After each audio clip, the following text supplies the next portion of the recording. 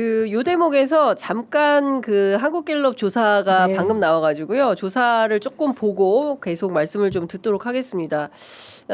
많은 분들께서 궁금해하실 요소부터 말씀을 좀 드릴게요. 일단 차기 지도자 선호도 조사에서 이재명 후보가 38%로 지난주하고 동일하게 1위를 달리고 있습니다. 그런데 이제 재밌는 여조가 나왔는데 한동훈 후보가 8%로 전주에 비해서 1%포인트 상승을 했어요. 그다음에 홍준표 후보는 7%로 전주하고 동일합니다. 그리고 한덕수 후보라고 한덕수 총리 아직은 결심 안 했으니까 전주에 7%였는데 이번 주에 6%로 1%포인트 하락했습니다.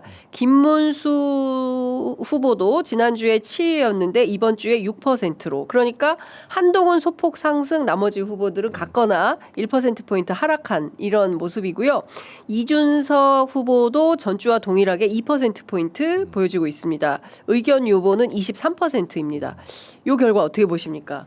그 실제로 양자 토론이 어제부터 시작이 됐지 않습니까? 네. 물론 이제 그 내용이 포함이 됐는지 조사에 반영됐는지는 모르겠지만 국민의힘 대선 경선이 일부는 반영된 것 같아요. 그 우선 여기서 의미 있는 건 한동훈 양한 씨죠. 양한 씨. 양한. 양한 네. 의미 있는 거예요. 네. 그러면 이 한동훈에 대한 기대는 제가 얘기한 그 검찰에 대한 여진의 기대. 까지 얹어진 거라고 보고 네. 양자 토론의 결과가 얹어지긴 힘든 게 그리고 사실 토론에서 후보를 바꾸는 경우는 없어요. 거의 없어요. 왜냐하면 그랬다면 윤석열은 그렇지. 예. 후보 되면 안 되죠. 그런데 되잖아요. 예. 결정돼 있다는 거거든요.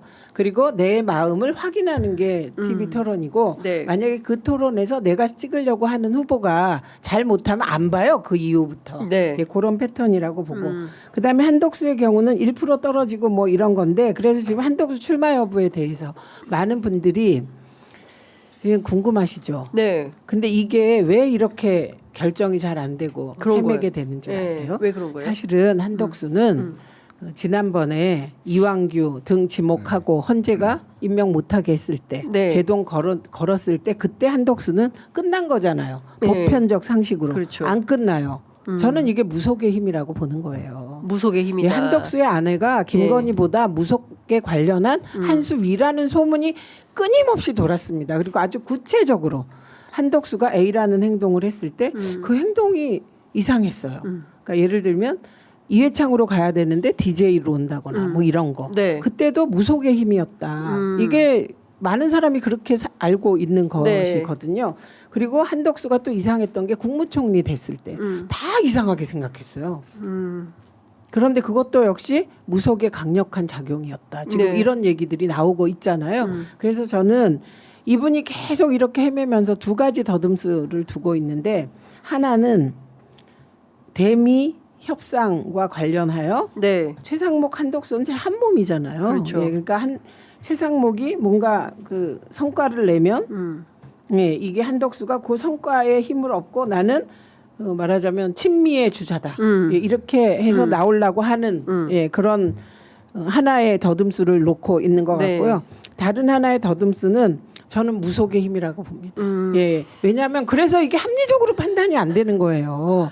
보통은 이게- 그만 안 하겠다고 선언을 해야 되는데 네. 어제 국회에 왔잖아요. 그렇죠. 깜짝 놀랐어요. 어제 국회 태도나 표정은 어땠어요? 그 깜짝 놀랐다는 게 이분이 보통 답변할 때 보면 그래서 이랬거든요. 예. 이러고 탁 나타나가지고 눈을 그리고 그 월간 조선에 기사 났잖아요. 예. 한덕수가 눈에 귀기가 있고 뭐 이런 예, 기사 예. 났어요. 예. 예? 아니 근데 눈이 좀 달라지긴 했어요. 아니 눈 예. 이렇게. 예. 그래갖고 그것을 귀기라고 막 표현하고 그랬고 얼굴이 전체적으로 뭐 귀상이고 뭐 이분이 뭐 대통령 될 가능성이 크다는 식의 점괘가 나오니까 본인이 헷갈리는 거예요. 근데 제가 본 거는 그래서 대국민 난 단호한 사람이다. 이 메시지. 네. 그리고 내가 충분히 잘할 수 있는 거야. 나 늙지 않았어. 이거를 얘기하고 싶었을 텐데 제가 보기엔 눈에는 마지막 남은 노욕의 권력욕, 욕망 덩어리가 네. 덩어리. 네. 그리고 사실 총기나 그 힘이 에너지가 별로 없었어요. 그냥 이렇게 하는 느낌이었고요. 그리고 전체적으로 단호하게 하려고 애쓰고 뭐 민주당 의원들 뭐 약간 칭찬도 하려고 하는 듯하고 이랬거든요. 예, 그래서 어제 태도를 보고 많은 의원들이 출마하겠네 이렇게 얘기를 했습니다. 그렇군요. 예. 아니 행보는 뭐 100% 출마하는 네. 행보죠. 발언 내용도 그렇고. 네. 그런데 과연 되겠냐? 이거는 사실은 국민의힘 최종 후보가 5월 3일 날 누가 뽑히느냐가 대단히 연동되어 있는 문제죠. 그렇죠. 예. 예를 들어서 홍준표 후보가 된다. 된다? 예. 이제 어제 말을 살짝 바꿨잖아요. 맞아요. 단일화에 대해서 이제 열려 있는 거로 예. 그건 경선 그렇죠. 전략이고 막상 당 후보가 되잖아요. 예. 거들떠보지도 않을 거야. 아예 뭐 당연하죠. 예. 아예 거들떠보지도 않고 나는 예. 당 후보야. 예. 나오신다고 끝까지 잘해보세요. 한번 해보시라고. 예. 어? 그렇죠. 예. 감당할 수 있겠어요? 한동훈 후보도 그러지 않겠습니까? 한동훈 후보 그렇죠. 캐비넷이 방출될 가능성이 있습니다. 제가 한동훈 보기엔. 후보가? 한동훈 후보가 아, 되면 한덕수. 검찰이 한덕수의 캐비넷이 대거 방출이 될 우려가 거다. 우려? 뭐 가능성이 있습니다. 있다. 예. 아니 그러니까 5월 3일 날 국힘 후보가 결정되고 딱 일주일이에요. 5월 11일까지는 선관위 등록이 돼야 되는 그렇죠. 거니까. 예. 근데 시간은 국힘 후보 편이지. 왜냐하면 여기는 당의 돈으로 선거를 치를 수 있지만 무소속 출마자는 자기 돈 써야 되잖아요. 그렇죠. 국회의원 선거 정도야 치를 수 있지. 뭐 아니면 시장 선거 정도야 치를 수 있겠지. 법정 선거 비용이 530억이 넘어가는 선거를 무소속으로 치른다고? 한번 해보시라고요. 네. 딱 이러는 순간에 이거는 협상력에서 이게 상대가 될 수가 없어요. 기본적으로 네. 뻔히 사정 아는데 예. 그러니까 단일화 하겠냐고. 아니 그래. 그러면 기왕 뭐 그렇게 하고 싶으면 단일화 뭐 어떤 여론조사나 뭐다 하지만 룰은 우리가 정하는 대로 따라와. 싫어? 그럼 관두던지. 이거죠, 완전히. 그러니까요. 그러니까 전체적으로 보면 뭐 플러스 마이너스 해봤을 때 이제 출마를 하든가 말든가 큰 변수는 안 될 것 같다라는 게 중론인데 기어이 출마를 하려고 하는 게 그게 실제로 의원님 말씀하신 대로 상식적으로는 안 나오잖아요. 논리적으로 설명이 안 되는데 이거는 무속 아니고서는 해석이 안 네, 된다. 저는 그렇게 봅니다. 네. 그래서 근데 실제로 그랬대요. 경향신문 여기자가 한덕수 총리 부인인 최하영 씨를 뭘 확인할 게 있어서 만났는데 만나자마자 인사도 안 했는데 손 좀 달라고 손금 보자고 하고 그리고 자기는 인물화를 못 그린다. 왜냐하면 그 사람의 운명이 보여서.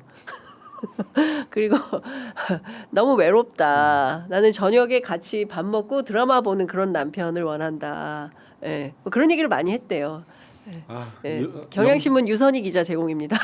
영적 대화를 나누는 분이 또 계시네요. 그렇죠. 네. 예. 그러니까 저 왜 이렇게 정말 많아요 이런 막 분들이? 지긋지긋합니다. 그리고 뭐 조선일보가 월간 조선 뭐 그다음에 오늘 조선일보에도 뭐가 났더라고요. 무슨 뭐 요지는 이재명 대표의 초식이 길거리 초식이라는 거예요. 그걸 뭐 이상하게 표현해 놨어요. 그래서 제가 그걸 보고 구역질이 났습니다.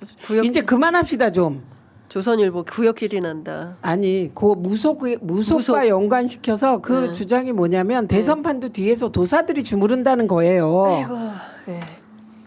안 그렇습니다. 대선판은 민심의 도도한 흐름이 이렇게 끌고 가는 겁니다. 그래서 네. 제가 그 대법원의 이상한 행태에 관련하여 그러니까 예를 들면 기각을 하려고 하든 뭐 파기 자판을 하려고 하든 이상한 거잖아요. 이렇게 하는 게 이렇게 그 얕은 네. 얕은 초식을 쓰지만 다 소용없습니다. 그냥 크게 흐르는 민심의 흐름이 그런 걸 제압하고 왔잖아요. 그렇죠. 지금 예. 돌아보세요.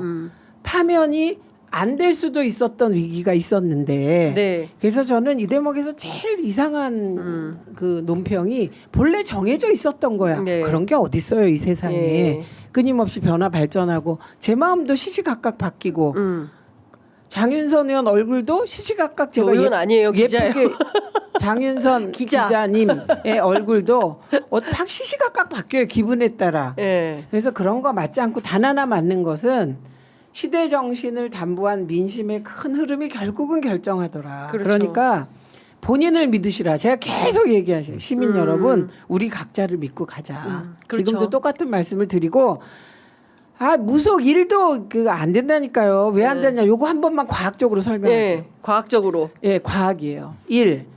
저의 사주가 있어요. 네. 네? 그런데 이번에 남양주 갑에 제가 출마할 때 안 된다는 사람들이 6, 된다는 무속인들이 4. 제가 네. 본 거 아니에요. 다른 사람들이 그렇게 봐. 그런데 저는 제가 출마하는 순간 될 거라고 확신했어요. 네, 제가 보는 여론조사와 네. 당시의 당원의 구조와 뭐 이런 네. 걸 생각해서. 그런데 제가 안 된다고 생각했던 사람 논리가 뭐냐면 예. 최민희는 이렇게 기가 센데 네. 그때 조홍천 의원과 저쪽 후보 기를 합치면 그 기가 더 세다는 거야. 근데 너무 좀 그렇다. 아니 그러니까 다 납득 타당해야 되는데 뭐 기를 가지고 기를 가지고 어떻게 아니 그건 평가를- 음양오행이 고시기에 저하게 어떻게 잘 그런 말도 안 되는 얘기인데 얘기네. 그걸로도 설명이 안 돼요. 네. 왜냐하면 남양주 갑 시민들 마음 하나하나의 정치적인 선호도 예. 그 당시에 윤석열에 대한 판단 이게 다 들어가서 나온다면 네. 그러니까 적어도 전수조사를 5,000명 한다면 제가 그 조사 믿어요.